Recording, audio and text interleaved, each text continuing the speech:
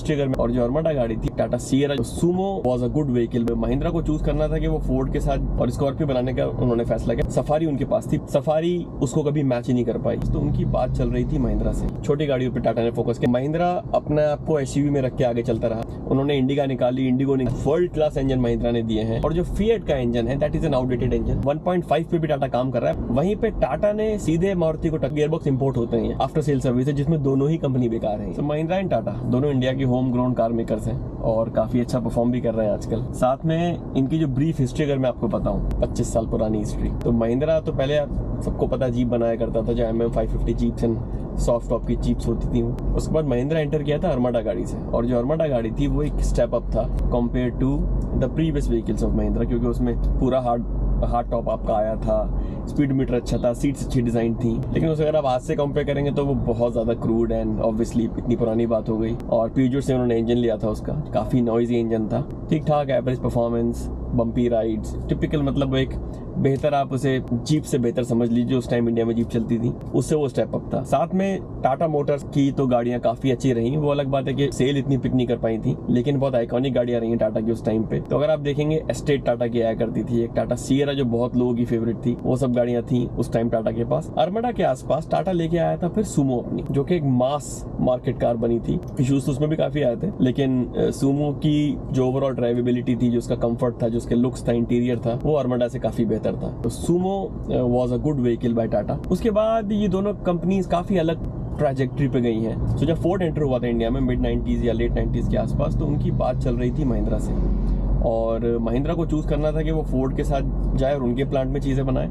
Icon की उस time बात चल रही थी, या फिर वो अपनी किसी गाड़ी में crore, hundreds of crore, thousands of crore invest करे।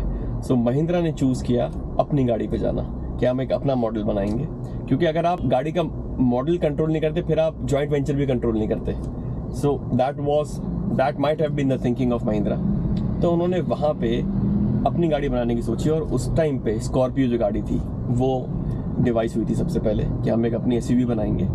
और स्कॉर्पियो बनाना महिंद्रा के लिए उस टाइम बहुत बड़ी बात थी, क्योंकि उनकी जो गाड़ियाँ थी वो अर्माडा टाइप गाड़ियाँ थी, और स्कॉर्पियो तो बिल्कुल ही गेम चेंजर, मतलब आप सब जानती हैं जब वो लॉन्च हुई थी तो क्या गाड़ी थी वो उस जमाने के हिसाब से। और स्कॉर्पियो बनाने का उन्होंने फैसला किया, जो कि बहुत सही फैसला था उनका। On the other side Tata ने क्या किया, टाटा के पास भी एसयूवी थी, और उसमें एसयूवी में सफारी उनके पास थी, बहुत ही आइकॉनिक प्रोडक्ट, लोग पसंद करते थे उसे, आज भी पसंद करते हैं। स्पेशली पुरानी वाली सफारी की बात कर रहा हूँ मैं, जो डाइकॉर तक रही है। तो उसको वो तो एक मतलब एक कल्ट बन गया था, लेकिन समा उसकी सेल्स फिगर ट्रांसलेट नहीं हो पाती थी। जिसको बोलते हैं कि भाई ऑब्वियसली वो एक मास गाड़ी तो वैसे भी नहीं थी, लेकिन अपनी गाड़ी की हैसियत के हिसाब से भी उसकी कोई सेल्स फिगर बहुत अच्छी ट्रांसलेट नहीं हो पाई कभी भी। सो महिंद्रा ने क्या किया, महिंद्रा ने बहुत हैविली इन्वेस्ट किया स्कॉर्पियो के ऊपर। बिल्कुल एक नई डिजाइन की गाड़ी, एक नया इंजन उसमें ला के रखा उन्होंने, और जो कि काफ़ी स्मूथ था कंपैरेटिवली, काफ़ी रिफाइंड था, परफॉर्मेंस भी अच्छी थी गाड़ी की। और अगर मैं उसे डायरेक्टली कंपेयर करूं सफारी के साथ, सबसे पहले उसकी स्टाइलिंग, जो कि सफारी की स्टाइलिंग मेरे को ज़्यादा बेहतर लगती है, बट स्कॉर्पियो भी कहीं से स्टाइलिंग में ख़राब गाड़ी नहीं थी। सेकेंडली उसका जो इंजन था, उसका आप एनवीएच ले लें, उसका आप परफॉर्मेंस ले लें, उसकी आप फ्यूल एफिशिएंसी ले लें, वो सब चीज़ें सफारी से बेहतर थी। एंड सफारी से उसकी प्राइस भी कम थी, और जहां तक सफारी की बात है, थोड़ी बल्कि भी ज्यादा थी, इंजन पावर भी कम थी उस टाइम के हिसाब से, इतना अच्छा रिफाइनमेंट भी नहीं था। तो सब चीजों में प्रैक्टिकलिटी में स्कॉर्पियो काफी अच्छा उसके ऊपर स्कोर करती थी, एंड सफारी लुक में बहुत ज्यादा स्कोर करती थी। लेकिन उसके अलावा जितने फैक्टर्स थे वो सारे स्कॉर्पियो के पास थे, इसीलिए स्कॉर्पियो ने बहुत अच्छा मार्केट गेन किया। सफारी उसको कभी मैच ही नहीं कर पाई। इन दोनों, अगर मैं एसयूवीज के बारे में बात करूं तो स्कॉर्पियो काफी आगे निकल गई। इनफैक्ट 2007 में उन्होंने एमा का इंजन चेंज कर दिया था, उसके बाद तो उसने फिर पीछे मुड़ के कभी देखा ही नहीं। और बहुत अच्छी परफॉर्मिंग गाड़ी स्कॉर्पियो ने पूरा फॉर्च्यून ही बदल दिया महिंद्रा के लिए। यही एक गाड़ी है जिसने महिंद्रा को उठा के कहाँ से कहाँ पहुँचा दिया। उसके बाद के बारे में बात करेंगे, लेकिन जो टर्निंग पॉइंट था महिंद्रा के लिए, that was Mahindra Scorpio vehicle. Tata अपनी सफारी पे साथ था, टाटा ने कोई और बड़ी एसयूवी लॉन्च नहीं की। फिर उन्होंने टाटा में काफ़ी चेंजेस किए सफारी के अंदर, डाइकॉर लेके आए बेहतर इंजन के साथ, और उसके बाद वो स्टॉर्म भी लेके आए उसके अंदर। तो it had a consistent sales. लेकिन वो जो रिलायबिलिटी की और रिफाइनमेंट की हम बात करते हैं, फ्यूल एफिशिएंसी, प्रैक्टिकलिटी की, उसमें स्कॉर्पियो हमेशा आगे रही उससे। तो that's how both of these vehicle started competing against each other. Tata का जो फोकस था वो शिफ्ट हो गया आपका काफ़ी हद तक पैसेंजर कार्स पे भी, छोटी गाड़ियों पे टाटा ने फोकस किया। 98 में जब इंडिका लॉन्च की उन्होंने, तो उसमें उनका फोकस वहाँ पे शिफ्ट हो गया था।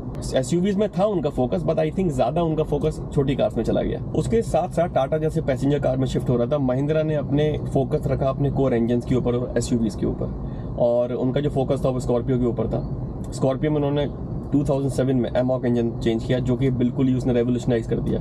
ज़्यादा पावरफुल इंजन था और मतलब रिफाइनमेंट, फ्यूल एफिशिएंसी, हर चीज़ में उसका कोई मुकाबला नहीं था सफारी के इंजन के साथ। तो महिंद्रा अपने आप को एसयूवी में रख के आगे चलता रहा। डाउन साइड महिंद्रा की हमेशा से रही है उनकी राइड एंड हैंडलिंग और सस्पेंशन, ये वो दोनों चीज़ें काफ़ी कमज़ोर रहीं। और फ्यूल एफिशिएंसी भी उन्होंने बहुत अच्छी नहीं दी, क्योंकि SUV was meant for power performance, और महिंद्रा हेजिटेट भी नहीं करता है अपनी फ्यूल एफिशिएंसी को कम करने में अगर उसे परफॉर्मेंस देनी है। आज तक भी वैसी करते हैं वो, थोड़ी बहुत वो फ्यूल एफिशिएंसी सैक्रिफाइस कर देते हैं परफॉर्मेंस के लिए। सो उधर महिंद्रा आगे निकलता चला गया। टाटा साथ साथ टाटा ने अपने पैसेंजर कार्स को काफ़ी इंप्रूव किया। उन्होंने इंडिका निकाली, इंडिगो निकाली, मरीना निकाली इंडिगो के साथ, विस्टा निकाल दी थी साथ में, बोल्ट आ गई थी उसके बाद। तो उन्होंने काफ़ी गाड़ियाँ निकाली। वो गाड़ियाँ कोई बहुत state of the art technology या फिर बहुत ही आउटस्टैंडिंग मॉडल्स नहीं थे, बट कंसिस्टेंटली टाटा की सेल्स को ड्राइव कर रहे थे, और उनकी फ्यूल एफिशिएंसी, इजी मेंटेनेंस उसको ड्राइव कर रही थी। फ्लीट वालों ने काफ़ी गाड़ियाँ ली है वाली। सो टाटा बहुत अच्छा परफॉर्म करने लगा स्मॉल कार्स में। एसयूवीज में वो थोड़ा पीछे गया महिंद्रा कंपैरिजन में। महिंद्रा का मेजर फोकस रहा आपका एसयूवीज के अंदर ही। टाटा मोटर्स के पास अपना ट्रक्स का एक्सपीरियंस था, जो कि उनका एक वास्ट एक नेटवर्क है पूरे इंडिया में, और उनको उससे कहीं ना कहीं अपनी गाड़ी को डिज़ाइन करने में फ़ायदा मिला। क्योंकि अगर आप देखें सुमो को जब डिज़ाइन किया उन्होंने, तो जो पिछली टेल लाइट थी वो सेम वही लाइट थी जो उनके ट्रक में लगती थी। तो काफ़ी ट्रक से भी उन्होंने काफ़ी सारे पार्ट्स शेयर कर दिए। जो उनकी पैसेंजर गाड़ियाँ थी उनमें राइड एंड हैंडलिंग और ओवरऑल कंफर्ट उन्होंने कहीं ना कहीं दिया, जिसकी वजह से वो गाड़ियाँ अच्छे नंबर में बिकी भी थी। इन गाड़ियों को आप ये नहीं बोल सकते कि साहब बहुत कम नंबर में बिकी, नहीं, मास लेवल पे बिकी। हाँ, गाड़ियों में कमी आती है, रिफाइनमेंट उतना अच्छा नहीं था, एनवीएच बहुत अच्छा नहीं था, और कंफर्ट नहीं था उतना ज़्यादा, लेकिन ओवरऑल गाड़ियाँ एक अच्छे नंबर में टाटा की छोटी गाड़ियाँ क्लॉक करने लगी अच्छी सेल्स। सो लास्ट अगर 10-15 साल में आपसे बात करूं, महिंद्रा ने अपने इंजन्स पे काम करके एक रिमार्केबल इंजन्स दिए हैं। इस टाइम उनके पास 1.2 टर्बो पेट्रोल है GDI, उनके पास 1.5 डीजल है, 2.0 पेट्रोल है, 2.2 डीजल है।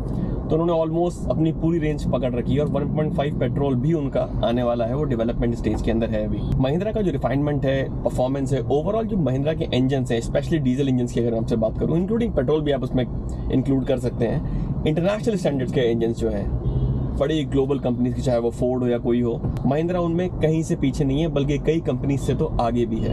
जो engine world class engine Mahindra ने दिए हैं, और जितनी गाड़ी में उसका इंजन है, कोई आदमी कभी आपको उसका इंजन ही कंप्लेन करता नहीं मिलेगा। उनके अपने बनाए हुए इंजन है, उनको अगर कोई भी मॉडिफिकेशन करना है या फिर मॉडिफिकेशन के साथ मान ली एमिशन नॉर्म्स करने, they are able to do it. इनका टाई अप रहा था एक टाइम पे, ऑस्ट्रियन कंपनी थी AVL इंजीनियरिंग, तो उसके साथ इन्होंने टाइप किया, बट इंजन इनके अपने थे। टाटा ने वहीं पे क्या किया, टाटा ने छोटी गाड़ियों में तो अपने इंजन दिए। उनका जो 1.2 पेट्रोल है या फिर उनका 1.5 डीजल जो नेक्सॉन में आता है, वो इंजन टाटा के अपने हैं बने हुए। लेकिन जो एसयूवी मार्केट है, जिसमें आपकी सफारी आती है, वहाँ पे उनका इंजन फिएट से लिया गया, और जो फिएट का इंजन है that is an outdated engine. Fiat भी उसमें बहुत ज़्यादा इंटरेस्टेड नहीं है। कोई भी मॉडिफिकेशन अगर सफारी में, इंजन में या हैरियर में वो करना चाहते हैं, या वो एमिशन नॉर्म्स करना चाहते हैं, तो tens of millions of dollars, euros उनसे फिएट चार्ज करता है। दैट्स हाउ टाटा ने वहाँ पे एक थोड़ी सी मार खाई है, जिसकी वजह से जो महिंद्रा का एसयूवी स्पेस है वो बढ़ता चला गया, और महिंद्रा एसयूवी स्पेस में काफ़ी आगे निकल गया टाटा से। और टाटा को अपने इंजन बनाना चाहिए था, ना कि फिएट पे जाना चाहिए था, और वो इंजन काफ़ी पुराना हो गया है। सप्लायर्स भी बहुत ज़्यादा उसके इंटरेस्टेड नहीं है अभी, फिएट खुद उसमें इतना इंटरेस्टेड नहीं है, एनवीएच भी उसका अच्छा खासा हो गया है, और उसका कोई बड़ा फ्यूचर है नहीं अभी। तो टाटा को आने वाले टाइम में इसको चेंज ही करना पड़ेगा। हो सकता है वो BS7 एक संभाल भी ना पाए। सो आई थिंक वहाँ पे टाटा जो एसयूवी स्पेस में काफ़ी पीछे आ गया इसमें, और उसका इंजन का एक बहुत बड़ा ड्रॉबैक है। और वहीं पे महिंद्रा अपना इंजन लेके बहुत अच्छे से आई किया है। और अगर आप छोटी गाड़ियों में बात करें, सो टाटा का कमाल ये है कि उसने बिना एडब्लू यूज़ करे अपने डीजल इंजन को BS 6.2 तक उसने एमिशन नॉर्म्स मीट करवा दिए, जो कि ऑब्वियसली एडब्लू के अपने चैलेंजेस रहते हैं, जो कि नहीं लेने पड़े टाटा को। तो वो एक अच्छा काम किया। लेकिन अगर आप 1.5 डीजल उनके पास है इस टाइम, 1.2 बहुत ही प्यूनी इंजन है। जहाँ तक त्यागो तक की गाड़ियाँ हैं वहाँ तक तो वो चल सकता है, लेकिन अगर आप उसे चलाने की सोचेंगे नेक्सॉन में, तो मुझे तो नेक्सॉन में भी अंडर पावर लगता है। वो NVH काफ़ी ज़्यादा है, जो 3 सिलेंडर के इनहेरेंट होते हैं। परफॉर्मेंस टर्बो वाले में भी एक ठीक ठाक परफॉर्मेंस है, वो स्मूथनेस इंजन में मिलती नहीं है आपको। तो 1.5 पे भी टाटा काम कर रहा है, बट वो बहुत डिले हो गया है इसके अंदर। अभी जो गाड़ियाँ कर्व आ रही हैं या और जो गाड़ियाँ आ रही हैं टाटा की उस स्पेस में, वहाँ पे टाटा को 1.5 इंजन की ज़रूरत पड़ेगी, और वो 1.5 पेट्रोल पे काम कर रहे हैं अभी। सो देखते हैं वो कब तक आता है, but they are delayed over there. So in overall scenario अगर आप पैसेंजर कार में देखें तो टाटा काफ़ी आगे निकल गया, और अगर आप देखेंगे एसयूवी में, उसमें महिंद्रा काफ़ी आगे चला गया। महिंद्रा ने ट्राई किया था अपनी एक अगली गाड़ी के साथ, काफ़ी अगली गाड़ियाँ निकाली महिंद्रा ने शुरू में। क्वांटो थी, नुवो स्पोर्ट थी, सबसे टॉप पे जो उसकी अगलीस्ट गाड़ी आती जो मुझे लगती है वो KUV आती है। तो वो गाड़ियाँ निकाल के वो बाहर आ गए, उससे उन्होंने बोल दिया कि ये हमारा फोटे है नहीं, क्योंकि ये तो मारुति सुजुकी का डोमेन है और यहाँ पे हम नहीं कर सकते। वहीं पे टाटा ने सीधे मारुति को टक्कर दी, जो कि बहुत मुश्किल काम है, कोई कंपनी ऐसा कर नहीं पाई। आप देखोगे अगर उनकी सेल पंच की, उसने वैगनआर को पीछे कर दिया, CNG निकाल दिया उन्होंने। CNG को आप विदाउट पेट्रोल भी स्टार्ट कर सकते हैं, 2 सिलेंडर आपने CNG में रख दिए। एक छोटी सी सिंपल सोल्यूशन से आपने इतनी बड़ी एक रेंज की दिक्कत दूर कर दी। उसके बाद वो हाइब्रिड में भी जा रहे हैं, उसके बाद वो EV में काफ़ी ज़्यादा जा रहे हैं आगे। तो टाटा उधर बहुत आगे चला गया, जो उनके कैफे नॉर्म्स थे वो भी उसने आराम से मीट कर लिए। महिंद्रा को दिक्कत रही, क्योंकि महिंद्रा के पास EV सिर्फ XUV 400 है, उसकी वजह से उसने कैफे नॉर्म्स तो मीट कर दिए, लेकिन उनका जो इनहेरेंट रहा है वो आइस इंजन रहा है, इंटरनल कंबस्शन इंजन, उसी पे उन्होंने काम किया है, पेट्रोल डीजल पे। टाटा इलेक्ट्रिक में आगे गया, जो कि बहुत अच्छी बात है कि इंडियन कंपनी इतना आगे जा रही है, और मारुति को घुस के उसके टेरेन के अंदर वहाँ पे उन्होंने उसको कॉम्पीट किया, जो कि बहुत बड़ी बात है।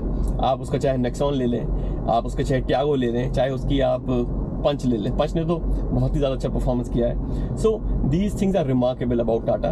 और महिंद्रा का जहाँ तक सेल्स की बात है, महिंद्रा SUV में स्कॉर्पियो ले लें आप, उसकी थार ले लें आप, स्कॉर्पियो क्लासिक, स्कॉर्पियो N दोनों की बात कर रहा हूँ। आप उसकी थार अभी 1.5 ले लें, आप थार रॉक्स ले लें। थार रॉक्स में तो उसने जो उसकी कमियां थी महिंद्रा की, राइड एंड हैंडलिंग, सस्पेंशन, वो काफ़ी इंप्रूव कर दिया। मतलब थार की राइड आपकी स्कॉर्पियो N से बेहतर है। और जो उनका प्रोडक्ट निकल के आया है XUV 700, that's again a remarkable product. XUV 500 जो थी 500, उसमें तो कुछ चैलेंजेस थे, वो गाड़ियाँ इतनी, वो चली गाड़ी, बाद में ठीक भी किया महिंद्रा ने, लेकिन जो XUV 700 निकाला, इसमें जो उन्होंने जितने इंजन कॉम्बिनेशन दिए हैं, जो ओवरऑल एक लग्जरी का फील दिया है अंदर, उसके अलावा परफॉर्मेंस दी है, फ्यूल एफिशिएंट गाड़ी है, मोनोकॉक बनाई है, तो उस गाड़ी का कोई मुकाबला नहीं है आज भी। जो सेल्स वो कर रही हैं सब गाड़ियाँ मिलके, ये आपकी स्कॉर्पियो N या थार भी 1 लाख से ऊपर बिक गई, 4 व्हील ड्राइव, हाल ही इम्प्रैक्टिकल व्हीकल, लेकिन एक कल्ट बनाना महिंद्रा को आता है। टाटा 4 व्हील ड्राइव लॉन्च ही नहीं किया उसने, जो उसका फोर्टे था सफारी के अंदर। बात क्या होती है, बात ये नहीं होती कि 1% का मार्केट शेयर है, जो टाटा बोलता है कि साहब बहुत छोटा मार्केट शेयर है। मार्केट शेयर वो बनाना पड़ता है, आपको एक ट्रेंड क्रिएट करना पड़ता है। जो महिंद्रा ने अपनी गाड़ियों के साथ किया, टाटा ने वो पूरा का पूरा एक प्लेटर में सजा के महिंद्रा को दे दिया। और आज के टाइम में SUV में जिनकी गाड़ियाँ हैं भी, Safari, Harrier, they are not even all wheel drive. तो वहाँ टाटा को लूज नहीं करना चाहिए था, टाटा को उस पर लगे रहना चाहिए था, और 4 wheel drive, authentic 4 wheel drive गाड़ी उसमें देनी चाहिए थी। दूसरा एडवांटेज जो महिंद्रा का टाटा के ऊपर रहा है, जो महिंद्रा के पास गियर बॉक्स है, आइसिन का गियर बॉक्स है। आइसिन का गियर बॉक्स भी इंडिया में ऐसा हो गया कि सब गियर बॉक्स इंपोर्ट होते हैं। इंडिया में उतनी सेल अभी भी नहीं है कि यहीं पे उनको मैन्युफैक्चर किया जाए। और ये जितने गियर बॉक्स हैं, खाली महिंद्रा ही नहीं, और भी मारुति भी यूज़ कर रही है बल्कि उसको अब, एंड अदर मैन्युफैक्चरर्स भी इंडिया में यूज़ करते हैं। बहुत ही बेहतरीन गियर बॉक्स है। थार में भी वही वाला गियर बॉक्स आता है, महिंद्रा की सब गाड़ी में वही गियर बॉक्स आता है। तो वो गियर बॉक्स जो कि टॉर्क की इंजन के साथ बहुत अच्छा काम करता है, और जितने महिंद्रा के इंजन हैं, चाहे वो डीजल पेट्रोल हो, बहुत अच्छी तरह उन्होंने उसको कैलिब्रेट किया है। And that is one of the big advantage of Mahindra over Tata. उनका ऑटोमेटिक ठीक है, लेकिन जो महिंद्रा ने दिया है रेंज, अब तो उन्होंने जो उनकी 3XO आई है उसके अंदर भी उसको निकाल दिया है, दैट्स बिग एडवांटेज। एक अदर एस्पेक्ट है जिसके अंदर आपकी आफ्टर सेल सर्विस है, जिसमें दोनों ही कंपनी बेकार हैं। ना ही महिंद्रा अच्छी है, ना ही टाटा अच्छी है, और गाड़ियों में दिक्कत इनके आ जाती है। जैसे मारुति का आप बोलेंगे फेलियर रेट बहुत कम है मारुति का, और उनकी रस्टिंग वस्टिंग ऐसी इशू आते नहीं है, या कोई और भी इशू नहीं आते। महिंद्रा और टाटा में फिर भी आ जाते हैं, लेकिन मैं बोलूँगा फिर भी महिंद्रा टाटा से आगे है आफ्टर सेल सर्विस में, बेहतर कंपैरेटिवली उससे बेहतर है। और टाटा के साथ क्या हुआ कि जो उनकी स्मॉल कार्स बिकी वो हमेशा हाई नंबर से बिकती हैं, और जब वो बिकी तो उनके पास भी गाड़ियाँ एकदम से आ गई। तो आई थिंक वो भी एक रीज़न है। और ओवरऑल उनका इतना अच्छा एक मैनेजमेंट है भी नहीं, एक तो वो तो सेकेंडरी रीज़न है, गाड़ियाँ बिक गई आपकी। कंपनी अगर चाहे तो चेंज कर सकती है, बट पुरानी कंपनी है, इतना आसान नहीं है उन सब चीज़ों को चेंज करना। सो यहाँ पे दोनों ही की हालत ख़राब है, लेकिन महिंद्रा टाटा से बेहतर है आफ्टर सेल सर्विस के अंदर। दूसरा क्या है, इन कंपनीज को भी एक, जैसे नेक्सा निकाला मारुति ने, इनका भी दिमाग है इसके ऊपर। स्पेशली टाटा ने तो कोशिश की थी, बट डीलर से इतना ज़्यादा उससे पुशबैक आया क्योंकि कोई डीलर इतनी आराम से मानता नहीं है और डीलर की भी लॉबी स्ट्रांग होती है। तो इन दोनों कंपनीज़ को एक ज़रूरत है कि भाई 10-12 लाख से ऊपर ही गाड़ी जा रही है अगर, तो कस्टमर को एक अलग एक्सपीरियंस मिलना चाहिए। वहाँ पे ये दोनों कंपनीज लैक करती हैं और गाड़ियों में जो कमियाँ सामने आती हैं वो भी इनको इस पर काम करना चाहिए। क्वालिटी इशू सामने आ जाते हैं, महिंद्रा के भी सामने आ जाते हैं, छोटे मोटे इशू, कुछ आवाज़ आने लगती है कहीं से, कोई बड़ा इशू नहीं होता जनरली। कोई मतलब मैं अगर आपको अपना एक्सपीरियंस बताऊं, मैं अगर थार ड्राइव कर रहा हूं तो थार में कोई बड़ा इशू नहीं आया मुझे, लेकिन एक सस्पेंशन की टिक टिक की आवाज़ है, इतना चेक करा लिया जाके, नीदी मैन्युफैक्चरिंग से है, कोई दिक्कत चलने वाले में नहीं है, उन्होंने कह दिया कोई इशू है ही नहीं है, बट वो कभी कभी आवाज़ आ जाती है। तो ये इस तरह के निंगलिंग इशूज़ महिंद्रा का भी, जैसे महिंद्रा की थार रॉक साइड जो पैडल के ऊपर कवर था, ब्रेक पैडल के ऊपर, वो निकलने लगा। टाटा ने जो अच्छा काम किया है, टाटा की जो ओवरऑल गाड़ी की फिट एंड फिनिश है और जो स्टर्डी गाड़ियाँ उसने बनाई हैं वो बहुत अच्छी है। महिंद्रा उसमें पीछे है और टाटा के जो ओवरऑल अंदर अगर डैशबोर्ड में देखेंगे जो उसका आपको स्टडीनेस होगी वो आपको बेहतर लगेगी। छोटी गाड़ियों की बात कर रहा हूँ, बड़ी गाड़ी भी तो एक्सपेंसिव होती हैं, आप कर सकते हैं एक बार को, लेकिन छोटी गाड़ियाँ आप टियागो भी ले लें उसकी अगर, बहुत अच्छी फिट एंड फिनिश है, क्वालिटी भी अच्छी है।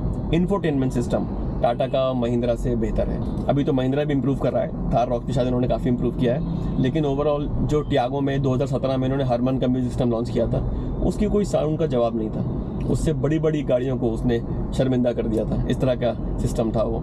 इन्फोटेनमेंट में उनका जो यूज़र इंटरफेस है वो सब महिंद्रा से बेहतर है और अच्छा उन्होंने टेक्नोलॉजी में और इलेक्ट्रॉनिक्स में काम किया है टाटा ने, जो कि something commendable about Tata. So overall आगे इनको क्या करना है महिंद्रा को, महिंद्रा के पास तो बहुत अच्छी अपनी इंजन की रेंज है, 1.5 पेट्रोल भी बना लेगा वो, तो वो लॉन्च करते जाएंगे अपनी गाड़ियाँ, एमिशन में भी उनको कोई चैलेंज नहीं आएगा। अपनी राइड एंड हैंडलिंग जिस पे उन्होंने काफ़ी काम करा है, बल्कि अब सस्पेंशन, इन चीज़ों पे वो काम करें, फिट एंड फिनिश पे काम करने की ज़रूरत है और मोस्ट इंपॉर्टेंट वो थोड़े से बेहतर हुए हैं आफ्टर सेल सर्विस में, तो वहाँ पे उसको और इम्प्रूव करें। बाकी ओवरऑल महिंद्रा आपके एसयूवी स्पेस में बहुत सॉर्टेड है।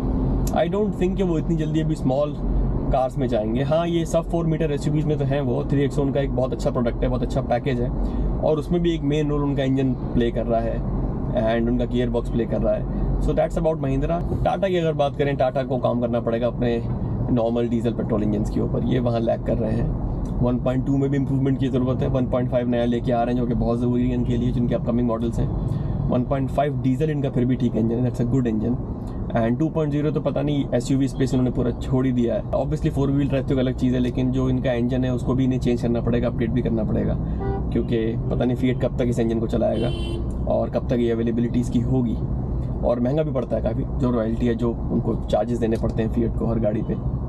सो आई थिंक इन इंजन्स पे काम करने की ज़रूरत है टाटा को। टाटा ने बहुत शानदार काम किया है आपका EVs के अंदर एंड CNG के अंदर, बहुत अच्छा काम किया है, उस पर ये कैपिटलाइज कर रहे हैं और इनकी सेल्स फिगर आपको दिख भी रही हैं, जो कि Hyundai को कॉम्पीट करने आ रहे हैं। हो सकता है सेकंड आफ्टर मारुति ये बन जाए, कोई सरप्राइजिंग बात नहीं है। सो छोटी कार्स में तो बहुत अच्छा काम किया है टाटा ने, SUV में महिंद्रा आगे निकला है, तो देखते हैं आगे। That is what how I read Mahindra and Tata, जो दोनों इंडियन कंपनीज़ हैं और ऑब्वियसली इंडियन कंपनीज़ है तो एक हमें भी अटैचमेंट रहता है, बट जब तक प्रोडक्ट सही नहीं होंगे तब तक सेल किसी की नहीं होती है। बाहर की कंपनी भी सेल ले जा सकती है प्रोडक्ट अच्छे हैं अगर उसके तो, लेकिन हाँ ये है कि होम ग्रोन कार मेकर्स हैं तो उम्मीद करेंगे अच्छा काम करें और जो भी उनकी स्ट्रेंथ है उस पर कैपिटलाइज करें और जो उनकी वीकनेस है उस पर वो अपना काम करें। So that's how this was a comparative analysis of Mahindra and Tata. Let me know your feedback, आपसे बात करके मुझे अच्छा लगेगा एंड कोई भी आपका इनपुट हो तो बताइए।